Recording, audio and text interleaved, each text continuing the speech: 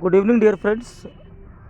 आज लगभग 52 या 53 दिन बचे हुए हैं आर ओ के एग्ज़ाम को लेकर के। जैसा कि आप सभी लोगों को मालूम ही होगा कि 11 फरवरी को हम लोगों का एक बहुत बड़ा दिन होगा। और लेकिन ये बहुत बड़ा दिन किस तरह से होगा, उसका एक ही जो है रास्ता है हम लोगों के लिए कि अब तक जितने भी क्वेश्चंस लगभग पूछे जा चुके हैं आयोग के द्वारा, कम से कम एक बार उनको हम लोग रिवाइज़ कर लें या उन जैसे क्वेश्चंस को रिवाइज़ कर लें। और इसी संदर्भ में अलग अलग स्रोतों से मैंने कुछ डेटा इकट्ठे किए हैं और उसे लेकर के आज से जो है आने वाले 50 दिनों तक 2 से 3 वीडियोज़ में डालूँगा। यहाँ मेरा उद्देश्य ना तो सब्सक्राइबर इकट्ठे करने का है और ना ही जो है लाइक्स इकट्ठे करने का है। वो जो भी ये वीडियो अगर मेरी यूट्यूब पे रैंक करती है तो लोग देखेंगे और फ़ायदा पाएंगे, और वही सारे फैक्ट्स और वही सारे टॉपिक्स से रिलेटेड वीडियो होंगे जो एग्ज़ाम्स के लिए बहुत ही ज़्यादा प्रॉमिसिंग होंगे और उनसे क्वेश्चंस आ जाते हैं, डायरेक्ट क्वेश्चंस आ जाते हैं। तो ये वीडियो मेरा, और ये भी जान लीजिएगा कि टॉपिक्स कोई ज़रूरी नहीं होगा कि मैं एक सब्जेक्ट को ही लेके चलूँ। जैसे मैं आज ये एग्रीकल्चर का वीडियो बना रहा हूँ तो मैं एग्रीकल्चर का ही वीडियो जो है दूंगा। कभी मैं कॉन्स्टिट्यूशन से दे सकता हूँ, जो मतलब आपके लिए या हमारे लिए जो है प्रॉमिसिंग होगा। I am not a particularly a teacher, but I am also an aspirant, and what I have observed that questions which are being asked in examinations, I have given many examinations. Some prelims has been clear, some prelims have been cleared, but due to some reason mains could not be. कुछ prelims हमारे जो है clear हुए और mains नहीं हो पाए। कुछ सर्टेन रीजन्स हैं, कुछ रिस्पॉन्सिबिलिटीज़ की वजह से, जिसकी वजह से मैं समय नहीं दे पाता हूँ। लेकिन अब कुछ जो है कुछ इस तरह की परिस्थितियाँ हो गई हैं कि मैं उनके लिए समय दे पाऊँगा। और इसी क्रम में जो है मैं साथ साथ आपको अलग अलग जो क्वेश्चंस पूछे जाते हैं अलग अलग टॉपिक्स से, अलग अलग सब्जेक्ट से, उनसे संबंधित एग्जामिनेशन तक कम से कम 100 से 150 टॉपिक्स पर मैं इस तरह के वीडियो जो है आप लोगों को दूंगा। और उनसे रिलेटेड, उन क्वेश्चन से रिलेटेड आपको वीडियो मिलेंगे और निश्चित तौर पे हम लोगों को जो है क्वेश्चंस देखने को मिलेंगे। अब जहाँ तक आज मैं एग्रीकल्चर की बात करता हूँ तो ये एग्रीकल्चर में कुछ एग्रीकल्चर प्रैक्टिसेस हैं जो एज ओल्ड एग्रीकल्चर प्रैक्टिसेस हैं। जैसे कि आप सब लोगों को मालूम होना चाहिए कि हमारा जो आदिम मानव था, जब उसने खेती करना शुरू किया तो इस आदिम मानव ने पहले खेती करना जब स्टार्ट किया तो उसको कुछ भी मालूम नहीं था खेती के बारे में, किस तरह जो है मैन्यूरिंग की जाती है, किस तरह जो है किसी ज़मीन को उर्वर बनाया जाता है। तो जहाँ भी उसको उर्वर मिलता था वो जंगलों को साफ़ करके उसको जो है अपने लायक खेती करने लायक बना लेता था। तो अब अभी आप आज तो तमाम प्रकार के फर्टिलाइज़र्स हैं, तो आप कभी भी जो है ज़मीन की जो फर्टिलिटी कम हो जाने के बाद आप उसमें फर्टिलाइज़र इनपुट देते हो, वो फर्टिलाइज़र इनपुट केमिकल भी हो सकता है, जो कि आप लोग जानते ही हैं बहुत ही ज़्यादा ओवर इनपुट ऑफ फर्टिलाइज़र ख़तरनाक होता है। और इसलिए हम देखते हैं कि हमें सजेस्ट किया जाता है कि लिमिट में हम जो है केमिकल फर्टिलाइज़र्स दें, और जो ग्रीन मैन्यूअर्स होते हैं या बायो मैन्यूअर्स होते हैं उनको जो है हम देते हैं तो हमारी मिट्टी भी ठीक ठाक रहती है, उसका स्वास्थ्य भी ठीक रहता है और इसके साथ साथ जो है हमारी फसल भी ठीक ठाक होती है। तो इसी क्रम में मनुष्य को ये सब चीज़ें मालूम नहीं थी कि किस प्रकार से ग्रीन मैन्यूरिंग की जाएगी, किस प्रकार से हरी खाद दी जाएगी। तो उसको जो है कोई ज़मीन जब मिल जाती थी जंगलों को साफ़ करने के बाद, तो 5, 6, 7 सालों के बाद वहाँ की फर्टिलिटी कम हो जाती थी, तो वहाँ से शिफ्ट होकर के वो अलग चला जाता था। तो अलग अलग क्षेत्रों में इस खेती को एक नाम दिया गया जिसको झूम की खेती कहते थे। तो झूम की खेती जो है नागालैंड में कहते हैं, ये यहाँ पर देख लीजिए, झूम की खेती नागालैंड में कहते हैं। झूम की खेती हम लोग कहाँ पे कहते हैं? नागालैंड में। और इसके अलावा जो है पोनम पोदु केरल में कहते हैं, बेवार आंध्र प्रदेश उड़ीसा में कहते हैं, मसान पेडा वीरा दहिया मध्य प्रदेश, ये हम मध्य प्रदेश में कहते हैं, खील जो कि हम हिमाचल प्रदेश में कहते हैं, कुमारी पश्चिमी घाट में कहते हैं। पश्चिमी घाट वही जो मतलब कोंकण से लेकर के जो आप देख रहे हैं ना उधर वाला इलाका, जो पूरा मालाबार तट वाला इलाका जो है पश्चिमी घाट का, उधर जो है हम इसको कुमारी कहते हैं, और राजस्थान में इसको हम बलरा कहते हैं। राजस्थान में इस खेती को क्या कहा जाता है? बलरा कहा जाता है। इस प्रकार से जो है ये अलग अलग जगहों पर जो है इस खेती को अलग अलग नाम दिया गया है।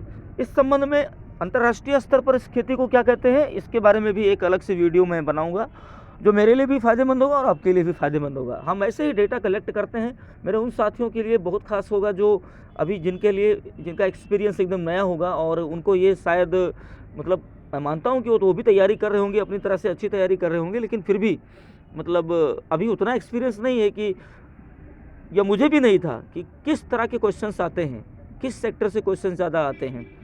तो फिर आगे जाते हैं। ये कुछ पशुओं की किस्में हैं, प्रजातियां हैं। इन पशुओं की प्रजातियों में कभी कभी क्वेश्चन पूछ लिया जाता है। मैंने भी एक एग्ज़ाम दिया तो मेरा वो क्वेश्चन गलत हो गया था, ठीक है ना। थारपाकर गाय होती है और ये मेरा गलत हो गया था, क्योंकि अब देखिए यही एक्सपीरियंस नहीं था, मैं भी नया था। तो और कभी पहले मैंने देखा होता कि इन प्रजातियों पर जो है थोड़ा अध्ययन कर लिया जाए तो शायद ये क्वेश्चन मेरा गलत नहीं होता। आसान क्वेश्चन गलत हो जाते हैं जब हम एक्सपीरियंस नहीं होते हैं। तो इसमें बकरी की जो जातियां हैं वो जमुनापारी हैं। बकरी की जो जाति है वो जमुनापारी है, अलवरी है, सोनेन है, कुब्रियन है, और सर्वाधिक दूध देने वाली बकरी जो है कृष्णा जमुनापारी है। और इस बकरी का नाम जो है अंगोरा बकरी का जन्मस्थान एशिया है, जो कि ऊन के लिए प्रसिद्ध है। यहाँ पर भेड़ की प्रमुख किस्में कौन कौन सी हैं? लोही, कच्छी, बीकानेरी, जलौनी, चोकला, भाकरवाल भेड़। और जो ऊन के लिए खास जो भेड़ है वो है मेरिनो, और मांस के लिए जिस भेड़ का पालन किया जाता है वो है लिस्टर, ठीक है ना। याद करना बड़ा आसान है। लिस्टर इंजन भी होता है। जनरली हमारे एरिया में उत्तर प्रदेश में एक इंजन आता है जिस पर जो पट्टे पे चला करता था, उसको हमारे गांव में लिस्टर इंजन कहते हैं। तो आप याद रखिए, उससे लिंक कर लीजिए। याद रखने का यही एकमात्र तरीका होता है। लिस्टर जो भेड़ होती है वो मांस के लिए होती है। नेक्स्ट है गाय की प्रमुख फसल। कांकरेज गाय की सबसे भारी किस्म है साहिवाल दुधारू किस्म है, हरियाणा दुकाजी, नागौरी भरवाही प्रजाति है, और साहिवाल, लाल सिंधी, देवानी, गरनासी, थारपाकर। यही मेरा गलत हो गया था गाइस। और ऐसे ही एक एक क्वेश्चंस बड़े इंपॉर्टेंट होते हैं, और ये क्वेश्चन मेरे से गलत हो गया एग्ज़ाम में, और ये आ चुका है। आप शायद अगर देखेंगे 2021 का जो आरओ का एग्ज़ाम हुआ था उसमें ये क्वेश्चन आया हुआ था, मैंने गलती से भेड़ लगा दिया था। और निमाड़ी और जरसिंद नाम की एक गाय की प्रजाति जो है होती है। भैंस की अगर हम बात करें तो इनकी जो प्रजाति है वो मुर्रा, भदावरी, तराई, सुरती, नागपुरी, मेहसाणा, जफराबादी, कालाहरी। ऐसे इस वीडियो को अगर थोड़ी थोड़ी देर के लिए जो है दो बार अगर हम सुन लेते हैं तो ये क्वेश्चंस गलत नहीं जाएंगे। हम लोगों का दिमाग तुरंत सजेस्ट करने लगेगा कि ये भैंस की प्रजाति है। नेक्स्ट, अब आगे पढ़ते हैं। अब कुछ जो फसलों के रोग हैं, इंपॉर्टेंट रोग हैं फसलों की प्रजातियों पर मैं बाद में वीडियो इशू करूंगा। फसलों के जो रोग हैं वो देख लीजिए। पत्ती का भूरा धब्बा जो होता है,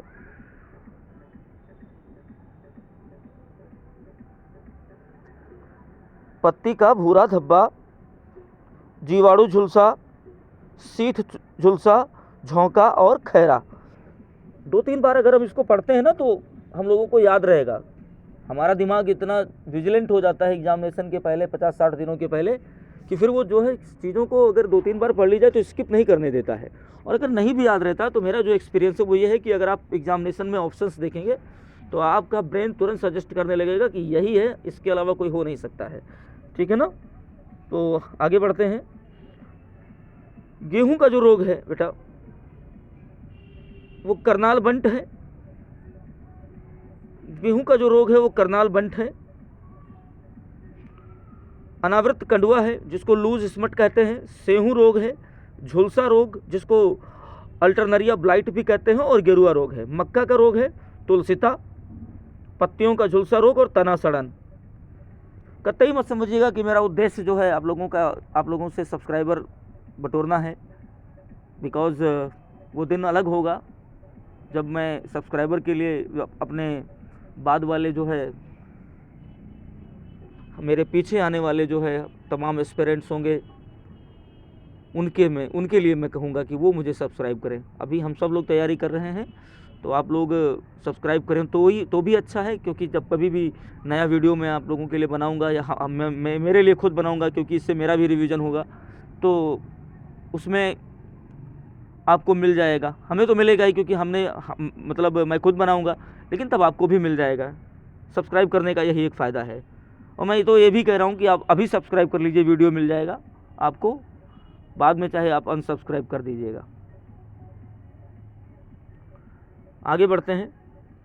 बाजरा का जो है रोग है वो अर्गट है, कंडुआ है, हरित बाली है, मूंगफली का टिक्का रोग है, तिल का फिल्लौड़ी है, अरहर का उकठा रोग है, मटर मसूर चना का बुकनी रोग उकठा रोग है, गन्ना का यहाँ गाना लिख गया है रेड रॉट है, टमाटर का लीफ कर्ल है, ये पत्तियाँ जो है सिकुड़ जाती हैं, आम का गुच्छा रोग है, आम के बौर में होता है, ब्लैक टिप एक अंतरफलन की समस्या हो जाती है, स्पंजी रोग और एथ्रेक्नोज।